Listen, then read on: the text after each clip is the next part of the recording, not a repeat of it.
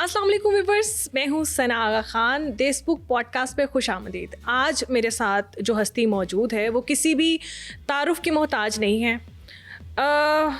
یہ کہہ سکتے ہیں کہ حلیہ تو ان کا مولویوں والا ہے، مگر اصل میں زندہ دل انسان ہے. مولوی کوی صاحب ہمارے ساتھ موجود ہیں. ان سے ہم بات کرتے ہیں. ان سے بہت سارے سوالات ہیں جو ہم نے پوچھنے ہیں، اور آج ہم آپ کو نا ہر سوال کا جواب لیے بغیر یہاں سے جانے نہیں دیں گے. بالکل میں حاضر ہوں. السلام علیکم سر. وعلیکم السلام. کیسے ہیں؟ السلام علیکم السلام. اچھا سر، مجھے ایک بات بتائیں کہ 70 حوروں کا ذکر مرنے کے بعد تھا. آپ کو پہلی بسم اللہ الرحمن الرحیم بڑا اعلیٰ جملہ. چونکہ میں حافظ قرآن ہوں تو ہر وقت قرآن مجید کی آیت کو پیش کر کے خوش ہوتا ہوں، تاکہ نوجوان نسل کے سمجھے کہ مفتی صاحب جو ہے وہ مولانا بھی ہے، قوی صاحب بھی ہے، صاحب علم بھی ہے، اور ماشاء اللہ خواتین کے حوالے سے خوش نصیب بھی ہے. یہ خوش نصیبی ہے. خوش نصیب یقیناً. قرآن مجید سے جب ہم پوچھتے ہیں کہ اے اللہ تو اس سے کیا دعا کرے، تو کہا کہ ربنا آتنا فی الدنیا حسنہ، کہ اے اللہ ہمیں دنیا کے اندر وہ تمام حسن و جمال عطا کر جس میں جو جنت میں ملنے والی حوریں ہیں وہ اللہ ہمیں دنیا میں بھی عطا کر. وفی الآخرت حسنہ، اسی طرح پھر آخرت کے اندر تو نے حوریں دینی ہے، چونکہ قرآن کا وعدہ ہے. بات یہ ہے کہ جو خوش نصیب، جس کو آپ عالم کہیں، مولانا کہیں، مفتی صاحب کہیں، مولوی صاحب کہیں، اگر وہ دنیا میں رہتے ہوئے عوامی ہوگا، ساتھ زندہ دل بھی ہوگا.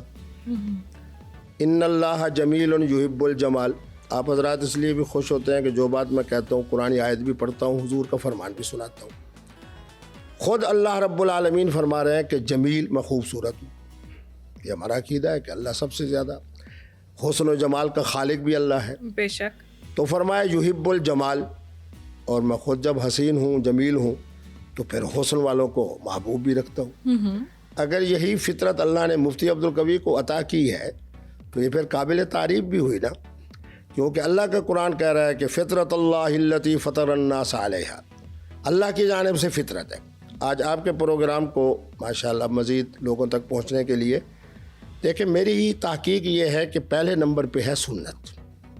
حضور کا جو عمل ہے، حضور کا جو فرمان ہے، حضور کی زندگی کا ایک ایک لمحہ ہمارے لیے مشعل راہ ہے، اس کو ہم سنت کہتے ہیں. جی جی. دوسرے نمبر پہ ہے شریعت. اگر میں نے بیت اللہ کا طواف اونٹنی پہ کیا تو یہ سنت ہے. اگر صحابہ کی زندگی کو سامنے رکھ کے میں نے پیدل کیا تو یہ شریعت ہے. اسی کے ساتھ میں علماء کو کہہ رہا ہوں آج آپ کے پروگرام کے توسط سے کہ ہم فطرت کو بھی شامل کریں. اچھا. ایک محترم اور ایک محترمہ جو دونوں عاقل و بالغ ہیں، جب باہمی رضامندی سے نکاح کرتے ہیں، اگر تو ان کا انداز سنت والا ہے، سبحان اللہ، شریعت والا ہے کہ اہل کتاب سے بھی ہو سکتا ہے اور کلمہ گو سے بھی ہو سکتا ہے. ایک ہے فطرت. فطرت یہ ہے کہ صرف محترمہ کے بارے میں یہ دیکھنا ہے اور محترم کے بارے میں یہ دیکھنا ہے کہ دونوں عاقل و بالغ ہیں، دین اور دھرم سے بالا تر ہو کر اچھا وہ ایک دوسرے کو نکاح میں لے آتے ہیں، تو یہ فطرت ہے. اور فطرت کے لیے جو آیت مقدسہ میں پڑھ رہا ہوں آپ خوش ہو گی. ذالک الدین القیم، فرمایا جو شخص فطرت پہ عمل کر رہا ہے وہ سمجھو دین قیم، ایک مضبوط دین کے اوپر عمل کر رہا ہے. تو معنی یہ ہوا کہ اگر سیف خان کا نکاح کرینہ صاحبہ سے ہو جائے تو ہم نے یہ کہہ رہا ہے کہ یہ سنت کے مطابق نہیں، شریعت کے مطابق نہیں، کیونکہ ہندو عمومی تحقیق کے مطابق اہل کتاب نہیں ہے، لیکن فطرت کے مطابق تو ہے نا. مولانا صاحب بہت بڑی بات کر رہے ہیں. تو آپ کو چہرے کو دیکھ کے تو کر رہا ہوں. نہیں، یہ مطلب آپ کہہ رہے ہیں کہ کوئی بھی کسی بھی مذہب سے اٹھ کے کسی کے ساتھ بھی نکاح کر سکتا ہے، اور آپ کہہ رہے ہیں کہ بس صرف بالغ ہونا شرط ہے. محترمہ بات یہ ہے کہ نکاح کے لیے بنیادی چیز کیا ہے؟ محترم اور محترمہ کی رضامندی. نکاح منعقد ہو جاتا ہے بالایجاب والقبول، یہ فقہ کی عبارت ہے. اب دیکھنا یہ ہے کہ یہ نکاح سنت کے مطابق ہے، شریعت کے مطابق ہے.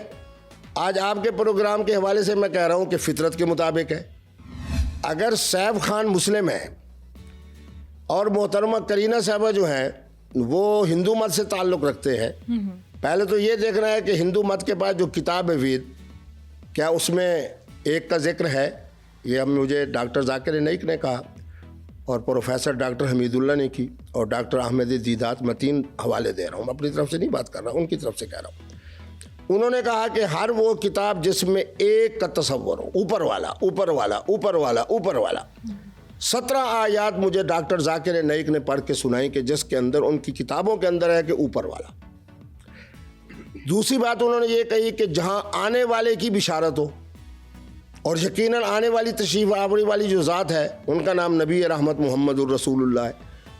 اس کے اندر بھی انہوں نے مجھے آیات سنائی کہ لفظ محمد اور لفظ احمد کو کس طرح سنسکرت میں اور ہندی بولی میں ان الفاظ کو حضور کی نسبت سے لایا گیا ہے کہ وہ تشریف لائیں گے. ان کی تحقیق ہے کہ ہندو مت جو ہے ان کے پاس جو کتاب وید ہے یہ الہامی کتاب ہے، تو معنی یہ ہوا کہ یہ بھی اہل کتاب ہے.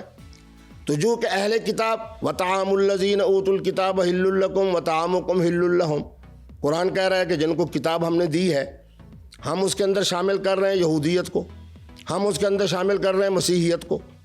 اب ڈاکٹر ذاکر نائک اور ان جو تقابل ادیان کے ہمارے زمانے کے سکالرز ہیں ان کے نزدیک وید بھی الہامی کتاب ہے، تو معنی یہ ہوا کہ ہندو مت بھی شامل ہو گئے. اچھا، پھر بہت سے سکالر میں نے مصر میں دیکھے جن کا یہ فکر ہے، سوچ ہے، موقف ہے کہ حضرت مہاتما جو تھے بدھ، وہ بھی اللہ کے نبی تھے. تو معنی یہ ہے کہ مفتی عبد القوی یہ کہہ رہے ہیں کہ اگر تو تقابل ادیان والوں سے ہم پوچھتے ہیں تو معلوم ہوا کہ ہندو مت سے بھی نکاح ہو سکتا ہے، بدھ مت سے بھی نکاح ہو سکتا ہے. اور اگر مفتی عبد القوی اپنی طالب علمانہ سوچ کے مطابق یہ بات کہہ رہا ہے کہ اللہ کا قرآن کہہ رہا ہے کہ 3 ڈگریاں علیحدہ علیحدہ ہیں، یہ موٹر وے ہے، یہ جی ٹی روڈ ہے، یہ سنگل روڈ ہے. اسی طرح میرا قرآن کہہ رہا ہے کہ ایک سنت ہے، نبی رحمت کے ہر عمل کا نام سنت ہے. حضور کے موجودگی میں جو آپ کے سامنے عمل صحابہ نے کیا اس کو ہم شریعت کہہ رہے ہیں. جس طرح آج اور ہم جس طرح کا ہم لباس پہن رہے ہیں ہم یہ کہہ سکتے ہیں کہ یہ شریعت کے مطابق ہے. اگر بالکل وہی لباس پہنتے ہیں جو حضور پہنتے تھے یہ سنت ہے. جیسے احرام کی حالت میں جب ہم احرام باندھیں گے تو کہیں گے کہ یہ لباس وہ ہے جو مسنون لباس ہے، سنت والا لباس ہے. اور اگر شیروانی پہنیں گے تو ہم کہیں گے کہ یہ شریعت والا لباس ہے، کیونکہ شریعت کہتی ہے کہ جسم کو ڈھپا ہونا چاہیے. تیسری چیز کیا ہے؟ فطرت، جس کے اوپر میں نے آیت مقدسہ پھر سنا دیتا ہوں تو کہ آپ کے پروگرام کو علماء بھی دیکھیں گے. فطرت اللہ التی فطر الناس علیہا، فرمایا نظام فطرت اللہ نے دیا ہے، انسانیت کو اسی فطرت کے مطابق پیدا کیا گیا ہے. لا تبدیل لخلق اللہ، آدم سے لے کے اب تک اور مجھ تک کسی طرح کی کوئی تبدیلی نہیں. آگے قرآن کہہ رہا ہے، میں نہیں کہہ رہا، ذالک الدین القیم. معنی یہ ہوا کہ جب ہمارے سیف خان صاحب نے محترمہ کرینہ صاحبہ سے نکاح کیا تو ہم کہہ سکتے ہیں کہ یہ فطرت کے مطابق ہے. فطرت کے مطابق کیا ہے کہ ایک محترم کا نکاح جو عاقل و بالغ ہیں ان کا ایک نکاح ہو رہا ہے محترمہ سے جو عاقل و بالغ ہیں، اور یہ نظام فطرت ہے. جیسے آدم کا نکاح ہوا سے ہوا تھا اسی طریقے کے اوپر ہم کہہ سکتے ہیں کہ محترم سیف خان کا نکاح جو ہے وہ کرینہ صاحبہ سے ہوا ہے. اچھا مولانا صاحب مجھے یہ بتائیں کہ اگر آپ کو کسی ہندو سے محبت ہو جائے، مطلب کوئی حور آپ پہ عاشق ہو جائے، تو کیا آپ اس سے نکاح کر لیں گے؟ ہندو مت کے اندر میں نے چونکہ حسن و جمال نہیں دیکھا. نہیں حسن جمال شرط ہے یعنی نکاح کے لیے؟ نہیں، ایک ہے نا بات یہ ہے کہ رضامندی کا نام ہے نا. اور اگر آپ کو میں یہ خوشخبری سنا دوں کہ جب میں جاتا تھا انڈیا کے اندر 82 سے لے کے سن 2000 تک ہر سال جاتا تھا، وہاں کے جو فلم انڈسٹری کے سب سے بڑے بروکر تھے نعیم بھائی، تو ان کا میں مہمان ہوتا تھا. تو اس میں کرینہ صاحبہ بھی تشریف لاتی تھیں، کرشمہ صاحبہ بھی تشریف لاتی تھیں. یعنی حوریں صرف آپ کی باؤنڈ نہیں ہے پاکستان تک، آپ کی جو حوریں ہیں وہ آل اوور دا ورلڈ ہیں. تو جب میں خود آفاقی آدمی ہوں تو علامہ اقبال کا جملہ بھی بڑا میرے سامنے آ رہا ہے کہ یہ جو کائنات ہے یہ سارا ہر ملک ماست کے ملک خدا ماست. جب میرا خدا 7 بر اعظموں میں موجود ہے تو مفتی عبد القوی کے چاہنے والی خواتین بھی 7 بر اعظموں میں موجود ہے. تو مفتی عبد القوی کو نظام فطرت کے تحت، نظام شریعت کے ساتھ اگر کہیں سے پیغام نکاح آئے تو فوراً قبول کر لیتا ہوں، چاہے وہ ہندو ہو. ہاں وہ تو میں نے بتایا نا کہ ہندو چونکہ تقابل ادیان کے ماہرین کے ہاں اہل کتاب میں سے ہیں کہ ان کی کتاب وید ہے. اب میں یہ دیکھ لوں گا کہ ان کے ساتھ جو میرا نکاح کا تعلق ہو رہا ہے یہ شریعت کے مطابق ہے, سنت کے مطابق ہے, یا فطرت کے مطابق ہے؟ اچھا, یعنی کوئی نہ کوئی رستہ نکل ہی آئے گا. نہیں, اسلام کی آفاقیت ہے یہی. دیکھیں نا, اسلام جو ایک آفاقی دین ہے, اس کی بنیادی وجہ کیا ہے کہ اسلام کے ہاں کہیں رکاوٹ نہیں. حضور نے اپنے دین کو اور ایمان کی تشبیہ دی ہے پانی سے. آپ خود سمجھتے ہو کہ پانی خود راستہ نکالتا ہے. سر یہ کون سے والے پانی کی بات کر رہے ہیں؟ آپ کے ہاں 3-4 پانی ہیں. پانی پانی ہی ہوتا ہے. پانی کون سا چاہے پانی آسمان کا پانی ہو, چاہے دریا کا پانی ہو, چاہے سمندر کا پانی ہو. چلو جو جملہ آپ کہہ رہی ہو یہ خود انسانی جسم کا پانی ہو, تو پانی خود راستہ بناتا ہے. جب پانی خود راستہ بناتا ہے تو میرا ایمان بھی خود بخود راستہ بناتا ہے. میرا ایمان وہ نہیں کہ جو کسی کو منجمد کر دے. حضور نے علم کو, ایمان کو پانی سے تشبیہ دی, اور ایک جگہ کے اوپر تو سانپ سے تشبیہ دی. تو آپ خود دیکھتے ہیں کہ سانپ جو ہے اوپر کی طرف جانا ہو, مشرق جانا ہو, مغرب جانا ہو, زمین کے نیچے جانا ہو, جدھر سے ہوگا سانپ راستہ بنا لے گا. یعنی آپ نے ذہن میں ایک ارادہ کر لیا کہ میں نے یہ کام کرنا, اس کے لیے کوئی نہ کوئی شرع, کوئی نہ کوئی حقیقت یا کوئی نہ کوئی فتویٰ آپ کے سامنے آ جائے گا. فتویٰ نہیں, یوں کہیں گے کہ سب سے پہلے تو ہم دیکھیں گے نا اس کو, سنت کو, وہاں سے ہمیں راستہ مل جائے, سبحان اللہ, نورن علی نور ہے. پھر ہم آ جائیں گے شریعت کی طرف کہ ہماری فقہ کیا کہتی ہے اور ہمارے علماء. اگر نہ ہو تو پھر فطرت تو ہے نا, اور فطرت بھی قرآن کہہ رہا ہے کہ ذالک الدین القیم, کہ دین قیم کا نام فطرت ہے. تو اگر صاحب خان نے جس طرح نکاح کیا ہے کرینہ سے, اگر کرینہ کی طرف سے پیغام مجھے آ جائے تو میں بھی نکاح کر لوں, تو یہ دین قیم ہوگا. یہ تو بہت بڑی بات کی ہے آپ نے. تو مطلب چیزیں آسان بھی ہو جائیں گی تھوڑی سی, مطلب ان کے بھی بہت سارے معاملات ہیں وہ ہمارے مفتی صاحب سے بھی ملتے جلتے ہیں, مطلب سکون ہو جائے گا وہاں پر, نہ کوئی روک ٹوک ہوگی. نہیں دیکھیں نا محترم, بر صغیر کے اندر مطلب پینے پلانے کی بات کریں. نہیں اس طرف ابھی خواتین کا موضوع اچھا اسی میں رہنے کا. جی بالکل. دیکھیں بات یہ ہے کہ اسی بر صغیر کے اندر ہمارے جو اولیاء امت تھے, انہوں نے جب کلمہ پڑھایا تو انہوں نے کہیں دین اور دھرم کی بات نہیں کی. اچھا جی. پیار کی بات کی, محبت کی بات کی, انسانیت کی بات کی. ہمارے خواجگان جن کا مہینہ چل رہا ہے رجب کا, 90 لاکھ کو جو انہوں نے کلمہ پڑھایا, کیا تقریر کے ذریعے, کیا اس طرح کے جناب الیکٹرانک میڈیا کے پیغامات کے ذریعے؟ دسترخوان ہے, سخاوت ہے, ہر آنے والے کی عزت ہو رہی ہے. اب وہ دیکھ رہے ہیں ہندو دھرم کے لوگ, ہم اپنے ہاں جانتے ہیں تو ہمارے ہاں بہت ساری تقسیمیں ہیں, ٹھیک ہے, لیکن اسلام کیا ہے کہ جو موروثی مسلمان ہے اس کی بھی عزت ہو رہی ہے, نو مسلم کی بھی. حتیٰ کہ میرے نبی رحمت نے تو نو مسلموں کو زیادہ اہمیت دی. آپ کے سامنے ہے, آپ ماشاءاللہ باخبر ہیں, جس خاندان سے آپ کا تعلق ہے وہ علمی خاندان ہے.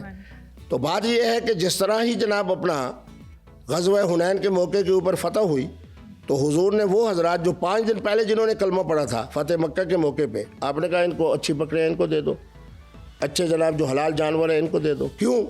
اس لیے کہ یہ ہمارے ابھی نئے بھائی بنے ہیں, تو ان کا دل جب خوش ہوگا تو اسلام کے اندر استقامت آئے گی.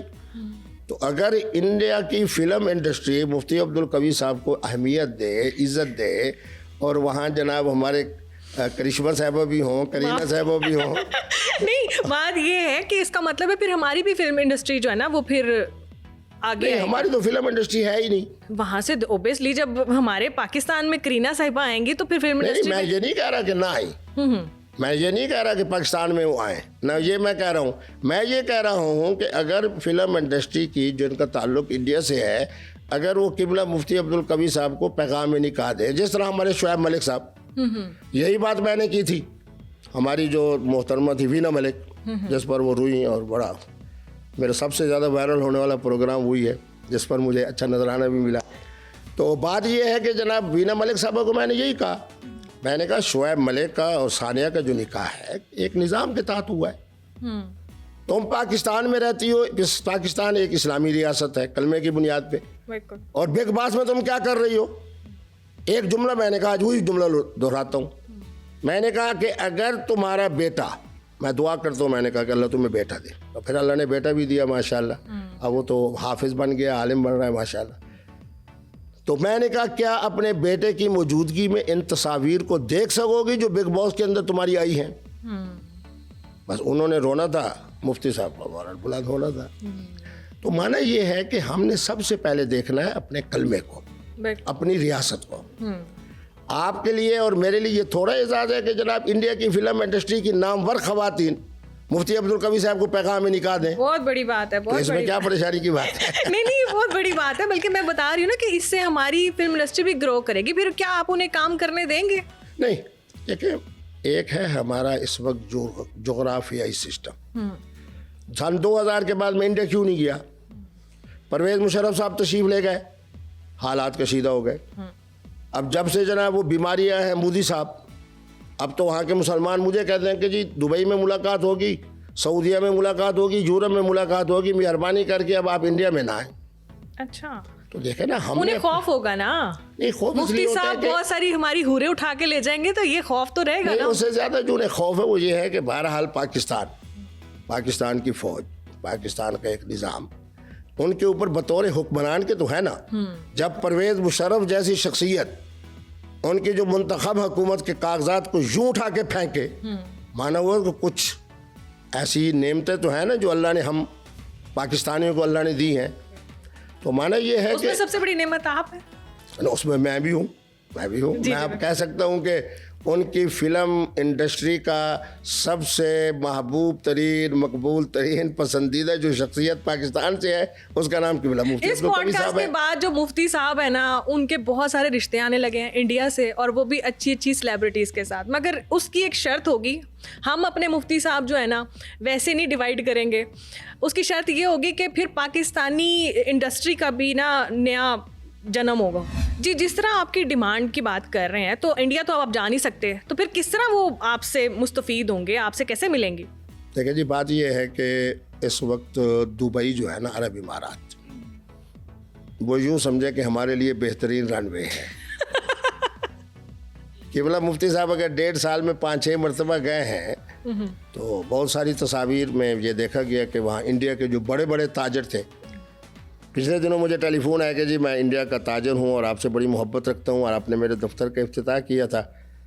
تو باکو سے آئی ہوئی ایک حور جو ہے وہ میرے سامنے ہے, تو آپ کے فرمان کے مطابق نکاح کرنا ہے, بد اخلاقی اور اس کی طرف نہیں جانا. تو میں نے کہا صرف 2 باتیں, بچے اس نے کہا خود پوچھ لیں. اس کی بھی خواہش ہے کہ مفتی صاحب کو سلام بھی کیا جائے اور مفتی صاحب کی آواز بھی سنی جائے. تو میں نے 2 سوال کیے. دیکھا نا, یہ نظام فطرت ہے. میں نے کہا کہ محترمہ یہ بتائیں کہ ریلیجس, اس نے کہا کرسچن. میں نے کہا مبارک. تو کہا اہل کتاب میں سے ہو, اگر کلمہ پڑھنا ہے تو میں پڑھا دیتا ہوں, اگر نہیں پڑھنا تو یہ میرے اسلام کے اندر کوئی جبر نہیں ہے, اکراہ نہیں ہے. دوسرا میں نے کہا آج تک کسی کے نکاح میں تو نہیں رہی ہو. تو اس نے بڑا کہہ لگایا. اس نے کہا کہ ہمارے یہاں جب بوائے اور گرل فرینڈ کا تصور موجود ہے تو مفتی صاحب ہمارے یہاں نکاح والا پہلو نہیں ہے.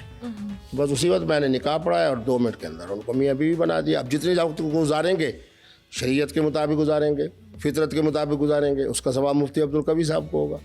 اچھا مولانا صاحب, اور بڑی ساری چیزیں لوگوں نے انٹروڈیوس کروا دی ہیں زنا کی آڑ میں. مطلب آپ یوں بھی کر سکتے ہیں, شریعت اس چیز کی پرمیشن دیتی ہے, اس چیز کی بھی پرمیشن دیتی ہے, اس چیز کی پرمیشن دیتی ہے. آپ کا اس کے بارے میں کیا لاجک ہے؟ بہت اچھی بات ہے. دیکھیں بات یہ ہے کہ ہمارے جو اہل تشیع ہیں ان کی جو فقہ جعفریہ ہے, میں تو ہر ایک کی فقہ کا احترام کرتا ہوں. اور آپ کے لیے خوشی کی بات ہوگی کہ میں 4-5 سال صدام حسین صاحب کی دعوت پہ بھی جاتا رہا. وہاں کے جو مقامی طور کے اوپر بغداد کے اور عراق کے بڑے بڑے مجتہدین تھے ان سے بھی ملتا تھا. پھر چونکہ آپ کو میں نے بتایا کہ فاضل پرشین میں نے کی, فارسی بھی میں بڑی اچھی بولتا ہوں. آج آپ سے بھی کچھ بولنے کی میں نے خواہش کی تھی لیکن آپ نے قبول نہیں کی. اور عربی تو پھر میری یوں سمجھے کہ مادری زبان کی طرح ہے, اس لیے کہ مدینہ یونیورسٹی میں بھی رہا اور جامعہ ازہر میں بھی رہا. بات یہ ہے کہ اہل تشیع علماء کے ہاں آج بھی نکاح متع موجود ہے. میں ہر ایک کے مسلک کے عقیدے کا جو کہ احترام کرتا ہوں, میں اس کو صرف متع نہیں کہہ رہا, نکاح متع کہہ رہا ہوں. سعودی عرب کے اوپر جب ایک خاص قسم کی اقوام متحدہ کی طرف سے وزن آیا, میں تفصیل میں نہیں جاتا, تو انہوں نے نکاح مسیار کے نام سے محترم اور محترمہ کے باہمی تعلق کو حلال کہا. قبلہ مفتی عبدالقوی صاحب تو پھر مفتی عبدالقوی ہے. میں اس سے آگے بڑھا. اچھا, میں نے کہا کہ ہر وہ محترمہ جو عاقلہ و بالغہ ہو, ہر وہ محترم جو عاقل و بالغ ہو, صرف ایک نکاح سے پہلے شرط ہے کہ وہ محترمہ کسی کے نکاح میں نہ ہو.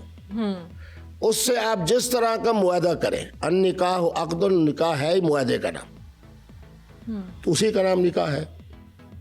اب یہ میرا جب نکاح کا جو شرعی مفہوم میں نے عوامی اس کے لیے سہولت کے لیے رکھا، آج نہ نکاح مسیار کی طرف جا رہا ہے کوئی، نہ نکاح متع کی طرف جا رہا ہے، کہ بلا مفتی صاحب کا دیے ہوئے فتوے پہ عمل ہو رہا ہے۔ مگر مفتی صاحب آپ نے جو بات کی ہے یہ بہت بڑا فتویٰ ہے، کیونکہ اس کے بعد جو کرنے والا ہے آپ کی بات سن کے، اس کے سارے اعمال کے ذمہ دار آپ ہیں۔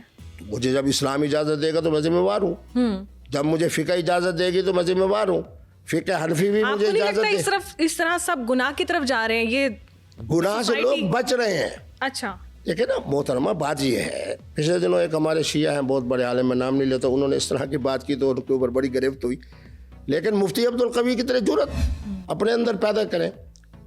ہر وہ محترمہ جو عاقلہ و بالغہ ہے وہ نکاح کے بارے میں خود مختار ہے، میں کہہ رہا ہوں، آج بھی کہہ رہا ہوں۔ شادی ایک ہوگی چونکہ پاکستان کا قانون صرف ایک شادی کی اجازت دیتے ہیں، نکاح متعدد ہوگا کہ چونکہ قرآن کہہ رہا ہے مثنی و ثلاث و رباع۔ آج تک کسی عالم کی طرف سے، چاہے عالم عرب میں ہو، اب میں جو جا رہا ہوں وہاں اجمان کے جو میرے شہزادے ہیں، میرے میزبان ہوتے ہیں، تو اسی مفتی صاحب کسی فتوے کی برکت سے کہ شادی ایک ہونی ہے۔ اب پوری دنیا کے اندر یہی قانون ہے، کیونکہ خواتین کے حقوق کے تناظر میں نکاح قرآن کہہ رہا ہے 2 3 4۔ اہل تشیع کے ہاں نکاح متع ہے، میرے 5ویں سپارے کے اندر استمتاع ہے، سعودی عرب کے اندر جو ہے جو اس و فقہ سے تعلق رکھتا ہے ان کے ہاں نکاح مسیار ہے۔ معنی یہ ہے کہ جب ہم نے بد اخلاقی اور بد کرداری کا دروازہ بند کرنا ہے تو خواتین کے اور مردوں کے جو جذبات ہیں، اور وہ فطری جذبات ہیں، دیکھیں نا، اللہ نے مجھے شکل و صورت اچھی دی ہے، آپ کو اچھی دی ہے، کس دینے والی ذات کون ہے؟ اللہ کی۔ وغیرہ ہو سکتا ہے کہ آپ اور ہم کہیں سیاہ فام علاقے میں پیدا ہوتے، نہ آپ کے چہرے پہ اتنی رونق ہوتی، نہ میرے چہرے پہ اتنا نور ہوتا۔ تو سب کو جب دینے والی ذات اللہ کی ہے، اور ایک محترمہ اور محترم کے جو جذبات ہیں وہ بھی فطرت کی جانب سے ہیں، تو معنی یہ ہے کہ فطرت کو دیکھتے ہوئے، شریعت کو دیکھتے ہوئے ہمیں نکاح کے معاملات کو آسان کرنا چاہیے۔ اور آپ کے لیے میں ایک جملہ کہہ رہا ہوں آپ کے پروگرام کو مزید پھیلاؤ کے لیے، کہ 62% نکاح میں نے محترم اور محترمہ کے خواتین کے کہنے پر کی ہے۔ اچھا، خواتین کے بھی جذبات ہیں، خواتین کے لیے یہ تھوڑا اعزاز ہے کہ وہ مفتی عبدالقوی کے نکاح میں ہو، یہ تھوڑا اعزاز ہے۔ اچھا، یعنی آپ کیا بتا رہے ہیں؟ دوبارہ بتائیں، میں نے نہیں سنا، دوبارہ کیا سپارہ بتا دیتا ہوں۔ ہاں، پہلی بات تو یہ ہے کہ آج تک میں نے کسی کو پیغام نکاح نہیں دیا۔ جس محترمہ کی طرف سے پیغام نکاح آیا ہے تو شکل دیکھ کے فیصلے ہوتے ہیں، تو میں بہت جگہ کے اوپر جو ہے وہ ہاں بھی بھر دیتا ہوں۔ مفتی صاحب کی طرح اسمائل پہ فوکس کریں جی، کنٹینیو۔ نہیں، یہ تو خوش نصیبی کی بات ہے نا۔ خوش نصیبی۔ لیکن مجھے یہ بتائیں، اب آپ دوسری طرف جاتے ہیں۔ جی نہیں، آپ وہ پہلے بات کمپلیٹ۔ ہاں، وہ اسی کی کمپلیٹ ہونے میں بات کر رہا ہوں۔ عام مسلمان کے لیے 4 نکاح، ٹھیک ہے نا، لیکن میرے نبی رحمت خالصۃ لک من دون المؤمنین، 11 ازواج مطہرات ہیں، 12 ہیں، 13 ہیں، 14 ہیں، بعض حضرات 18 تک بھی گئے۔ یہ بہت بڑا جو اعزاز اللہ نے اپنے محبوب کو دیا، معلوم ہوا کہ کھانا ہو، پینا ہو، اٹھنا ہو، بیٹھنا ہو، ٹریولنگ ہو، ساری کائنات کی جو نعمتیں ہیں، ان سے سب سے اعلیٰ ترین نعمت کا نام کیا ہے؟ محترمہ۔ اور جب محترمہ کے ساتھ نکاح کی برکت سے تعلق ہوگا، وہ جس طرح پٹھان کہتے ہیں اللہ رزق بھی دیا اور حلال کا بھی دیا، تو مفتی صاحب اگر اس پہ مسکراتے ہیں تو اچھی بات ہے نا۔ جی بالکل۔ تو معنی یہ ہے کہ اللہ تبارک و تعالیٰ خواتین کو آسان بھی کرے۔ گنتی بتائیں، آپ گنتی بتا رہے تھے کتنی؟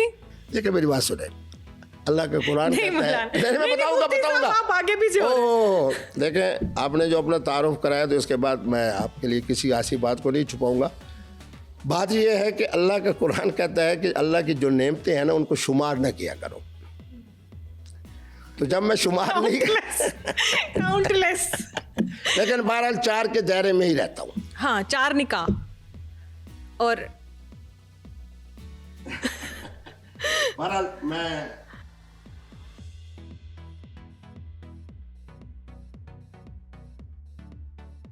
گناہ تو پھر بچا ہی کچھ نہیں نا مفتی صاحب، آپ نے تو ہر چیز کو مطلب ویلکم کہا، گناہ تو اب رہا ہی نہیں کچھ۔ نہیں، میں بتاتا ہوں۔ خدا نہ خواستہ، دیکھیں نا، آپ کو یہ سوال کرنا چاہیے کہ جب آپ کے ہاں نکاح میں اتنی وسعت ہے تو پھر بد کرداری کیا ہے؟ اب ہم نے سوال نہیں کیا آپ کے احترام میں مجھے کیونکہ پہلی بات ہی سمجھ نہیں آئی ہے, جب پہلی بات اگر سمجھ نہیں آئی تو پھر پوچھیں آپ. ہاں معنی یہ ہے کہ محترم اور محترمہ کی باہمی رضامندی سے جو آپس میں معاملات طے ہوں اس کا نام نکاح ہے. اس کے لیے صرف ایک شرط اس کا نام لفظ نکاح ہے, مگر اصل میں وہ ویسے شریعتاً جس طرح ایک مطلب رولز اینڈ ریگولیشن کو فالو کرتے ہوئے وہ نہیں ہے. نہیں, نکاح ہوتا بھی وہی ہے جو قانون کے دائرے میں ہوتا ہے. جی دیکھیں نا, قانون کے دائرے میں نکاح ہے, قانون شریعت کے دائرے میں ہی نکاح ہے. اور فقہ کے حوالے سے جناب جو اصطلاح ہے وہ بھی آپ کو میں نے بتایا کہ نکاح متع ہے, نکاح مسیار ہے, مفتی صاحب کے ہاں جو ہے نکاح قرآن ہے, جو بھی ہے. تو لفظ نکاح تو ہے, اصل بنیاد تو نکاح ہے. جی صرف ایک شرط ہے کہ محترمہ کسی کے نکاح میں نہ ہو. اب آپ نے کہا کہ جب آپ نے اتنی وسعت پیدا کر دی تو اب جو قرآن کہتا ہے کہ ولا تقربوا الزنا, بدکرداری کی طرف نہ جاؤ, تو مفتی صاحب پھر وہ بدکرداری کیا ہے؟ وہ صرف 3 صورتوں میں ہے. دیکھیں نا, ایک خنزیر کو اللہ نے حرام کیا. کتنے 2 ٹانگوں والے, 4 ٹانگوں والے, اڑنے والے پرندے چرند کتنے ہیں جو اللہ نے ہمارے لیے حلال کر دیے. ایک خمر کو اللہ نے ہمارے لیے حرام کیا, شراب جس میں الکوہل شامل نہیں ہے. اس پر بھی گفتگو کریں گے, اس پہ ابھی ہم بہت ڈیٹیل میں بات کریں گے. اب یہ ہے کہ جناب محترم اور محترمہ کی باہمی رضامندی سے جو ایک تعلق بنے گا جس کے اندر وقت کا تعین بھی نہیں ہوگا. میں نے شیعہ علماء کو یہی بات کی. میں نے کہا آپ متع سے وقت کا تعین ختم کر دیں, میں آج اعلان کرتا ہوں کہ متع حلال ہے. یہ چیز عقل کے بھی خلاف ہے. اب آپ کے پروگرام میں میں کہوں جی میں صرف 10 منٹ کے لیے آیا ہوں, 15 منٹ کے لیے آیا ہوں اور مجھے اجازت دیں. آپ کہیں گے یار مفتی صاحب آپ تو اخلاق کے اچھے آدمی ہیں, یہ بار بار آپ گھڑی کیوں دیکھ رہے ہیں؟ بات یہ ہے کہ اب بدکرداری کیا ہے جس کو زنا کہتے ہیں, وہ یہ ہے کہ خدا نخواستہ کوئی محترمہ کسی کے نکاح میں ہے. جس طرح ایک پلاٹ میرا ہے, وہاں آ کے جو آدمی اینٹیں ڈلوائے گا, ریت ڈلوائے گا, تو معنی یہ ہے کہ وہ میرا جو اللہ نے دیا ہوا ایک رزق کے حلال کی برکت سے مجھے ایک پلاٹ تھا اس کے اندر مداخلت کر رہا ہے. اسی طریقے پہ جو محترمہ کسی کے نکاح میں ہے, اگر خدا نخواستہ اس کے ساتھ کوئی معاملہ ہوگا تو یہ بدکرداری ہے. دوسرا جو عالم عرب میں تھا, ایک ہی محفل میں لوگ 2 3 4 لوگ اکٹھے ہو جاتے تھے. ہم اس طرف نہیں جاتے جو کہ ہمارا معصوم پروگرام ہے, وہ بھی بدکرداری میں آتا ہے. تیسرا یہ ہے کہ محترمہ کی رضامندی نہیں ہے, اس کو جھانسا دیا جا رہا ہے. تمہیں ملازمت دلوا دیں گے, تمہیں پیسے دے دیں گے, تمہیں زمین دے کے دے دیں گے, تمہاری فلانی جو ضرورت ہے دنیا کی وہ پوری کر دیں گے. اب وہ بیچاری اس دھوکے میں آ کر اس محترم کو اہمیت دے رہی ہے. میں بڑے پاکیزہ الفاظ استعمال کرتا ہوں, تو یہ بھی بدکرداری اور بد اخلاقی. ان 3 کے علاوہ ہر وہ محترمہ جو کسی کے نکاح میں نہیں ہے, جب قبلہ مفتی عبدالقوی صاحب کو پیغام میں نکاح بھیجے تو وہ نکاح ہوگا, بدکرداری نہیں ہوگی.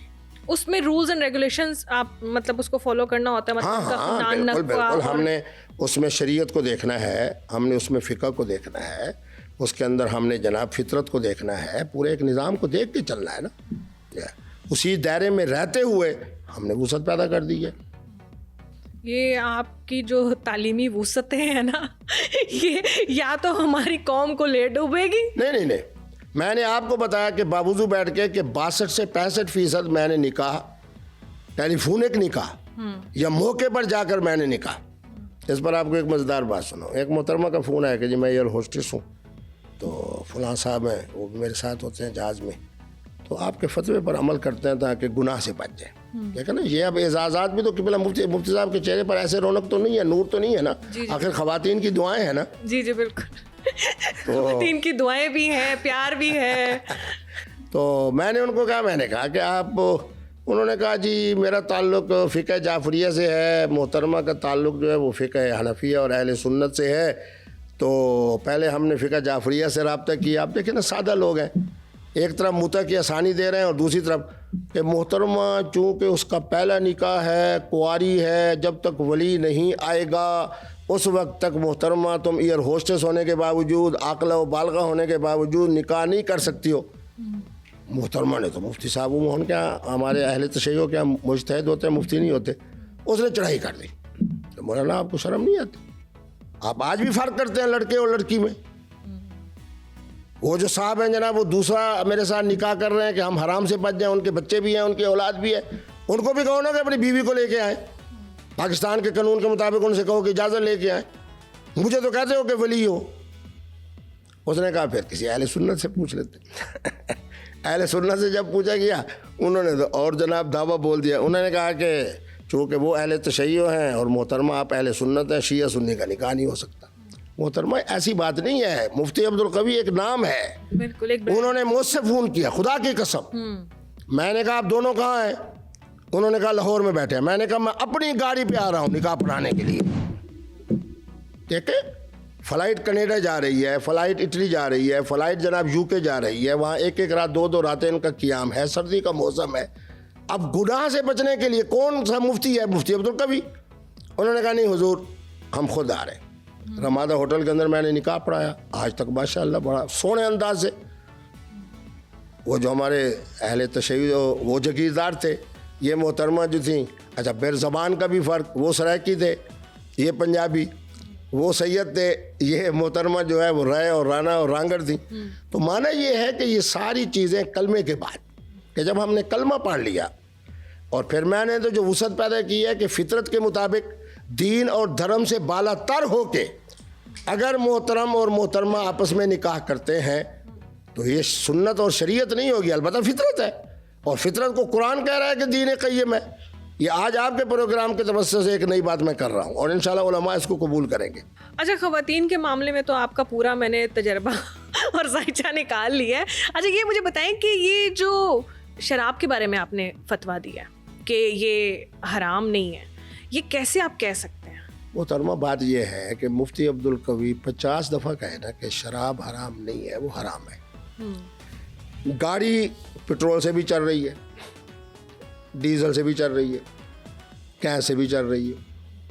اب کوئی آدمی یہ کہے کہ جس چیز سے گاڑی چلے اس کو پٹرول کہتے ہیں, یہ بات غلط ہے. پٹرول اور چیز ہے, ڈیزل اور چیز ہے, گیس اور چیز ہے. مفتی عبدالقوی جو فتویٰ دیتا ہے بڑی فکر کے بعد, بڑی ذہانت کے بعد, اچھا, اور مشاہدے کے بعد, رشیا سے لے کے افغانستان تک ہمارا بہت سارے نوجوان باکو تو جاتے رہتے ہیں. بالکل.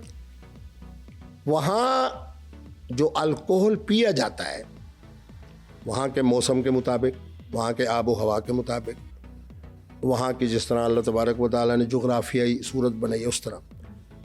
تو چیمبر آف کامرس کے پریزیڈنٹ مسلم تھے. انہوں نے کہا کہ مفتی عبدالقوی سے رابطہ کیا جائے کیونکہ ان کے نیچے جو سینئر وائس پریزیڈنٹ تھے وہ مجھے جانتے تھے. اچھا. ان کا تعلق جو ہے وہ پاکستان سے ہے, تو زیادہ تر وہاں اب ان کے چونکہ بزنس ہے تو وہ سینئر وائس پریزیڈنٹ ہیں ان پورے ممالک کے, جسے مشرق وسطیٰ کہتے ہیں. تاجکستان, ترکمانستان, ازبکستان, یہ آذربائیجان, یہ بڑے ممالک ہیں. 80 کروڑ مسلمان رشیا سے لے کے افغانستان تک یہاں رہتے ہیں. ان کے یہاں ووڈکا ایسے پی جاتی ہے جیسے ہم ملتان والے اور آپ کے بزرگ جو ہے ملتان میں بیٹھ کے لسی پیتے. اب میں الحمدللہ لسی کی پوری بالٹی بھی پی سکتا ہوں. اچھا. شاید آپ لوگ ایک گلاس پیے تو آپ کو خمار عقل ہو جائے اور آپ کہیں جی یہ کیا ہے, لسی تو ایسی کوئی چیز ہے جس کے بعد نیند ہی نیند ہے.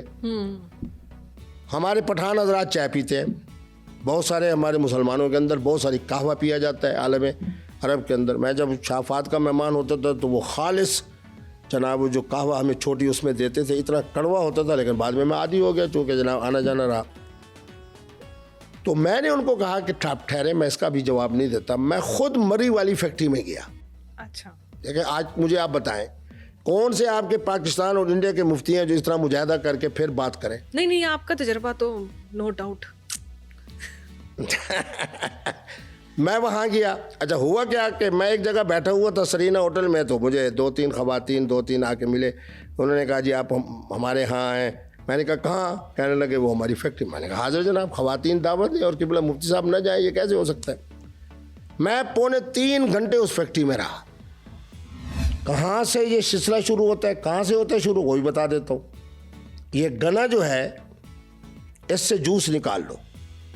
ہماری سرائکی میں اس کو کہتے ہیں پھوگ, باقی جو پھوگ بچ جاتا ہے اس کو منتقل کیا جاتا ہے. اس کو خاص حدت کے ساتھ, جیسے پرانے حکیموں کے یہاں عرق کے قطرے نہیں گرتے تھے, اس طرح جو ہے عرق کے قطرے گرتے ہیں. اس کے بعد مختلف کیمیکلز ان سے گرے ہوئے جو وہ عرق کے قطرے ہوتے ہیں ان کو گزارا جاتا ہے. آگے بالکل فریش جوس پڑا ہوتا ہے. اچھا, یہ کس کا ہے جی؟ یہ آڑو کا ہے. یہ کس کا ہے؟ یہ جی امرود کا ہے. یہ فلاں کا ہے. یہ فلاں کا ہے.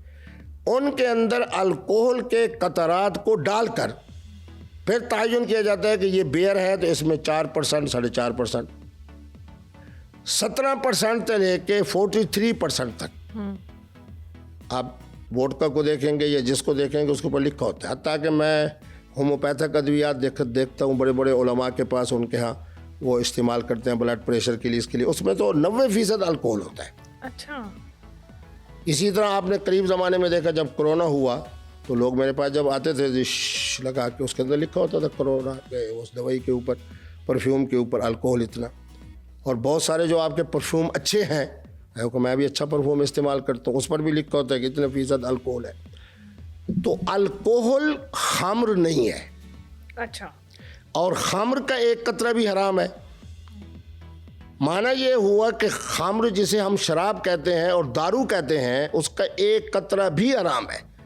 آج کے دور کے اندر میری ریسرچ کے مطابق یہ جو وائن ہے نا, یہ اس خمر کے قریب ہے جس کا ایک قطرہ حرام ہے.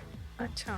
اس کے علاوہ بیئر ہو جائے, یہ ووڈکا ہو جائے, وسکی ہو جائے, فلاں ہو جائے, فلاں ہو جائے, فلاں ہو جائے, یہ اسی طرح نشہ آور ہے جس طرح بھنگ ہے, جس طرح افیون ہے, جس طرح حشیش ہے, جس طرح چرس ہے, جس طرح ہمارے مفتی اعظم صاحب کا تمباکو والا پان ہے.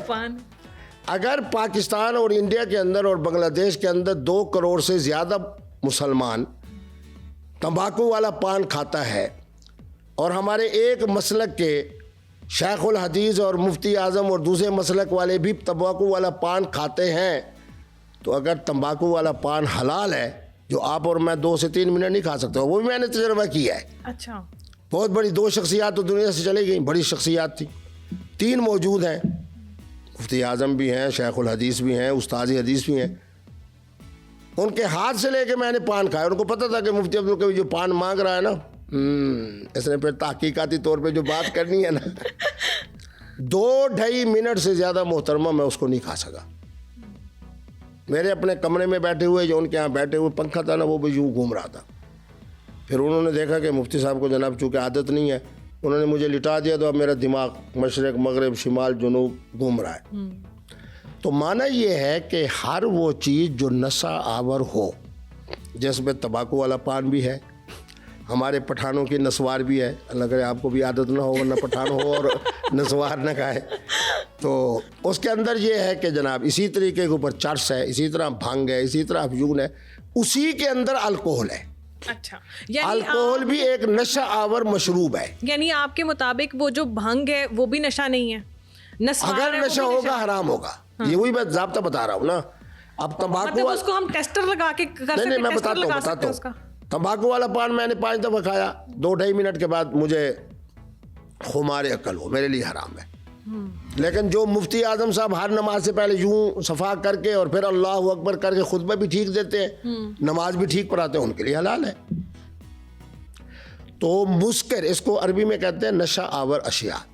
نشہ آور اشیاء کا جو قرآن نے ضابطہ بتایا کہ وَأَنْتُمْ سُكَارَىٰ حَتَّىٰ تَعْلَمُوا مَا تَقُولُونَ, کہ تم حالت نشہ میں ہو, اے اللہ کب تک؟ جب تک کہ تمہاری کھوپڑی درست نہ ہو جائے, تمہاری زبان.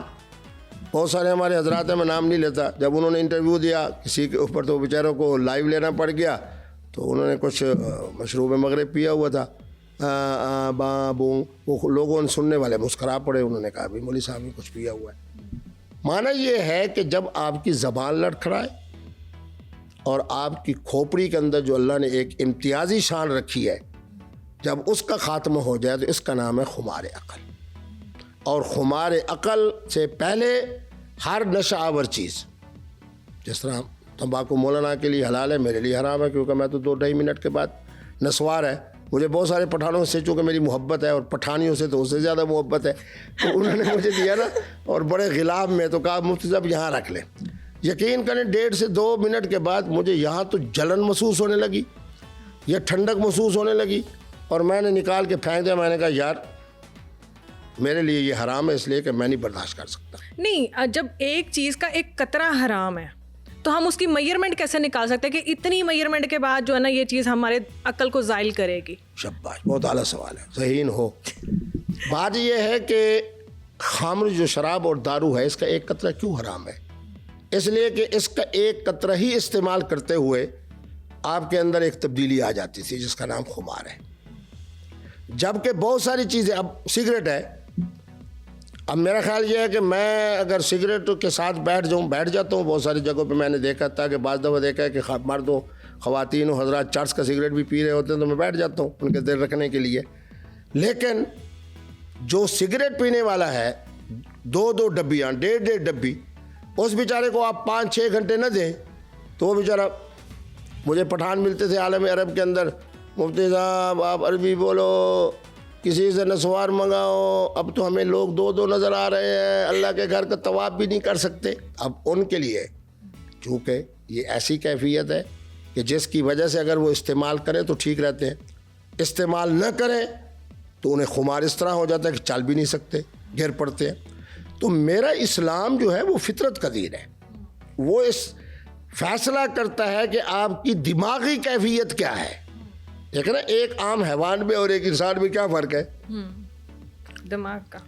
ہاں, پہلی نعمت ہے جس کو ہم کہتے ہیں عقل, حکمت, درایت. دوسرے نمبر پہ ہے یہ بول. وہ بیچارے گونگے ہیں, ورنہ باتیں تو وہ بھی آپس میں کر لیتے ہیں. ایک بٹیرا جب بولتا ہے تو کئی بٹیروں کو شکار کر لیتا ہے, معلوم ہو کہ ان کی بولی بھی ہے. تو قرآن نے بھی یہی کہا کہ حتیٰ تعلموا, کہ تمہارا علم یعنی کھوپڑی, ما تقولون, جو تم کہتے ہو. ہر وہ چیز جو نشہ آور, شراب کے علاوہ, شراب کا تو ایک قطرہ بھی حرام ہے, وہ آپ نے ٹھیک مثال دی کہ وہ ایک قطرہ جب حرام ہے تو زیادہ بھی حرام ہے, ایک قطرہ بھی حرام ہے. لیکن جو نشہ آور اشیاء ہیں وہ جب تک علم پر یعنی کھوپڑی پر اثر انداز نہ ہو اور زبان پر اثر انداز نہ ہو, تو جو آدمی استعمال کر رہا ہے, جس طرح ہمارے یونین, جو سوویت یونین کے ممالک ہیں وہاں وہ پیا جا رہا ہے, اپنا مشروب مغرب پیا جا رہا ہے جس کا بھی میں نے نام بھی دیا تھا, کیا کہتے ہیں اس کو. اسی طرح ہمارے ہاں جو ہے وہ تمباکو کا پان استعمال ہو رہا ہے, پٹھانوں کے ہاں جناب وہ نسوار استعمال ہو رہی ہے, بہت ساری جگہوں کے اوپر چرس ہے, بھنگ ہے, افیون ہے. ہمارے دیہات کے اندر بہت سارے لوگ ہیں وہ جب تک بھنگ کا گھوٹا نہ بنائیں تو یہ وہ. تو معنی یہ ہے کہ خمار عقل تک, زبان کے اوپر آنے والے منفی اثرات اور کھوپڑی پہ آنے والے منفی اثرات. یعنی جو مفتی صاحب کا برانڈ ہے وہ حلال ہے؟ نہیں, اب میں آپ کو کہہ رہا ہوں نا کہ وائن جو ہے اس کے بارے میں نے ریسرچ کی ہے. جی جی. کیونکہ وائن جو ہے وہ خمر ہے, اس کا ایک قطرہ بھی حرام ہوگا. البتہ یہ جو ووڈکا ہے جو ہمارے یہ جو تھوڑی بہت چل جاتی ہے, یہ جناب مسلم ہمارے جو ہے 80 کروڑ مسلمان پی رہا ہے محترمہ. ہاں جی. تو بات یہ ہے کہ مفتی عبدالقوی کا کام ہے امت کے لیے سہولت, آسانیاں پیدا کرنا. اب آخری جملہ کہتے ہوئے, میرا اسلام حکمت کا دین ہے, میرا اسلام حقیقت کا دین ہے, میرا اسلام فطرت کا دین ہے, میرا اسلام سہولت کا دین ہے. سہولت کا دین ہے, مگر مفتی صاحب اس کے پیچھے بہت سارے لوگوں نے, بہت سی نوجوان نسل نے آپ کا یہ فتویٰ سن کے نا شروع کر دینا یہ کام. نہیں, اب جو آئس کر رہے ہیں اس محفل میں میں بیٹھا ہوتا ہوں ایک دفعہ دوبارہ اور اتنی تیزی کے ساتھ وہ کھینچتے ہیں, اللہ اکبر. نیچے جناب پلیٹ ہوتی ہے, پلیٹ کے نیچے جناب اس کو گرم کیا جا رہا ہوتا ہے, اس کے اوپر پتلی پتلی لکیریں بنی جا رہی ہوتی ہیں جس طرح کے بنگلہ دیش کا اور پاکستان کا اور انڈیا کا بارڈر بن رہا ہے. تو پھر اس کے بعد اتنی تیزی سے کھینچتے ہیں, میرے خیال میں 2 سیکنڈ میں یہاں کی پلیٹ کی مڈی یہاں تک پہنچ جاتی ہے. اچھا, آئس والا کوئی بندہ آپ کے پاس آ جائے, وہ کہے جی یہ تو میری مجبوری ہے, اس کے بغیر تو میں زندہ نہیں رہ سکتا, پھر آپ کیا فتویٰ دیں گے؟ اچھا, ویسے میں نے یہ دیکھا ہے کہ آئس ہو اور دوسرا کوکین ہو, میں اس کی طبی حوالے سے بات نہیں کرتا, یہ میرا موضوع نہیں. جو لوگ بھی خواتین ہوں اور جناب نوجوان نسل ہو, دونوں کے لیے جو کہ میں نرم گوشہ رکھتا ہوں, تو میں نے ان کو کبھی ایسی کیفیت میں نہیں دیکھا کہ انہوں نے 3 دفعہ کھینچا ہو, 4 دفعہ کھینچا ہو. اور وہ ایک سرخ رنگ کی گولی ہوتی ہے, جب وہ کسی محترمہ کو ہلا دی جائے تو پھر میرے خیال میں اس کے لیے تو رقص و سرود اتنا آسان ہو جاتا ہے کہ صبح ناشتے تک اور 10 بجے تک جناب محترمہ جناب اپنے خاص کیفیت میں رہے تو ان کو پتہ ہی نہیں چلتا. یعنی مفتی صاحب ہر محفل میں بیٹھے اٹھے؟ میں ہر محفل میں جاتا ہوں, اور دوسرا یہ ہے کہ ہر محفل میں اس لیے جاتا ہوں کہ مفتی صاحب ایک عوامی مفتی عبدالقوی ہے. بالکل. ایسی جگہوں پہ مفتی صاحب کا ہونا بہت ضروری ہے, اس لیے کہ میں بتا سکتا ہوں کہ سرخ گولی کیا ہے, ہاں یہ میں بتا سکتا ہوں کہ کوکین کیا ہے, بالکل یہ میں بتا سکتا ہوں کہ آئس کیا ہے, اور اس کی کتنی مقدار لینی چاہیے, کتنی مقدار لی جا رہی ہے, عقل کو زائل کر دیتی ہے. اچھا, اس سے عقل زائل نہیں ہوتا, یہ بڑی عجیب سی بات ہے. یعنی یہ جو نئے نئے متعارف ہو رہے ہیں نا نشے, میں نے کبھی نہیں دیکھا کہ کسی شخص نے کوکین کو 2 دفعہ 3 دفعہ 4 دفعہ 5 دفعہ 6 دفعہ استعمال کیا ہو اور وہ پھر پاگل ہو گیا ہو. آج تک میں نے یہ کیفیت نہیں دیکھی. اسی طریقے پہ وہ جو آئس ہے وہ بھی میں نے دیکھا ہے 1 دفعہ 2 دفعہ, کیونکہ اب یہ بڑے لوگوں کا ہے نا, تو مفتی صاحب کے مرید ہیں سارے بڑے لوگ, اور خاص طور پہ جو ہمارے پٹھان حضرات ہیں, اور خاص طور پہ ہمارے پاکستان کے اندر جتنے بڑے بڑے تاجر ہیں, تو چاہے وہ محترم ہوں چاہے خواتین ہوں, تو ان کو تو مفتی صاحب سے عقیدت ہے. تو میں دیکھتا ہوں اپنی آنکھ سے, ان کو روکتا ہوں اس حوالے سے کہ پیسہ حرام ہو رہا ہے. مجھے کوئی سمجھ نہیں آئی. تم خود بتا دو کہ کوکین کا کیا فائدہ ہے, نہیں بتا سکتے. آئس کا کیا فائدہ ہے, لیکن کیا ہے کہ بڑے لوگوں کا جس طرح وہ راڈو والی گھڑی اور جناب دوسری جناب وہ ہائی لیگ وہ بھلاں, اب اس طرح یہ بھی ایک نخرہ ہے کہ بڑی محفل میں جاؤ اور جناب کوکین جو لے کے آتا ہے ڈبی نکالتا ہے, پتہ چل جاتا ہے بھی یہ کھاتا پیتا آدمی ہے اور اللہ نے اس کو رزق کے حلال بڑی وسعت سے دیا, مقدار میں دیا ہے کہ وہ ضائع کرنے کے اس کے اوپر. ہاں بالکل. اور میں آج تک ان محافل میں جب بھی جاتا ہوں روکتا ہوں, اور وہ سمجھتے نہیں جاتے ہیں. نہیں, میں ان لوگوں میں سے نہیں ہوں. اللہ کا قرآن کہتا ہے کہ معروف جو ہے نا, امر بالمعروف, یہ اچھے انداز سے, وقولوا للناس حسنا, یہی تو میرے اسلام کی آفاقیت ہے, یہی تو میرے جناب اسلام کے اندر یہ حسن ہے کہ اس طرح گالیاں دینا, یہ کرنا وہ کرنا. وہ آپ کو جملہ مزیدار سناؤں تو لوگ بہت سارے کہتے ہیں جی ہم نے خرچہ کیا, مفتی صاحب ہم نے آپ کو بلایا, اور اس کے بعد یہ ہوا کہ آنے والے جو تھے نوجوان نسل کے لوگ, چاہے خواتین تھیں چاہے مرد تھے, وہ ان کی محبت کا مرکز آپ رہے. جگہ ہماری, خرچہ ہمارا, کوکین ہماری, آئس ہمارا, مشروب مغرب ہمارا, لیکن آپ کے دائیں بائیں جو ہے وہ ساری جنت کی حوریں آپ لے گئے.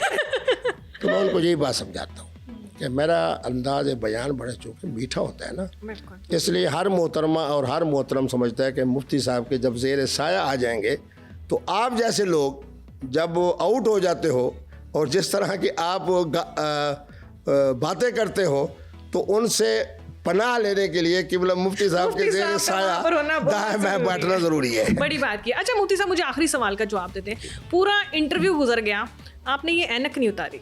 پھر اتار دیتے. نہیں, اس میں کوئی حکمت عملی ہے؟ نہیں, اصل میں اللہ کے فضل سے آپ خوش ہوں گے کہ میری آنکھیں دونوں بالکل ٹھیک ہیں. حتیٰ کہ تمہاری جو پلکوں کے بال ہیں وہ بھی میں شمار کر سکتا ہوں, میری نگاہ بالکل ٹھیک ہے. لیکن پہنتا اس لیے ہوں کہ جناح کیپ, ٹوپی اور اینک, یہ قبلہ مفتی صاحب کا شعار ہے. اور میں تو نوجوان نسل کو سلام پیش کرتا ہوں کہ جب میری اینک بھی نہیں ہوتی, ٹوپی بھی نہیں ہوتی, اور صرف آواز پر نوجوان نسل مجھے پہچان لیتی ہے یا شکل سے پہچان لیتی ہے, تو میں ان کو بڑا سلام کرتا ہوں کہ جناب میرے شعار دونوں نہیں تھے, اینک بھی نہیں تھی. اب اجازت ہے اینک؟ جی بالکل بالکل, اینک لگائیں. مہربانی. چلے جی, بہت اچھا لگا آپ سے بات کر کے, اور آپ نے دین کو اتنا آسان کر دیا کہ جو دیکھنے والے ہیں نا وہ بالکل ان باتوں پہ عمل نہ کریں. نہیں, عمل یوں کریں شریعت کے دائرے میں. ہاں بالکل, شریعت کے دائرے میں رہتے ہوئے. جی مفتی صاحب کی باتیں آپ لوگوں نے سنی اور بہت اچھا لگا بات کر کے. بہت ساری چیزیں نئی تھی میرے لیے اور آپ لوگوں کے لیے بھی نئی ہوں گی. اس کے ساتھ ہی مجھے ثنا آغا کو دیں اجازت, پھر ملیں گے نیکسٹ پوڈ کاسٹ میں. تب تک کے لیے اللہ حافظ.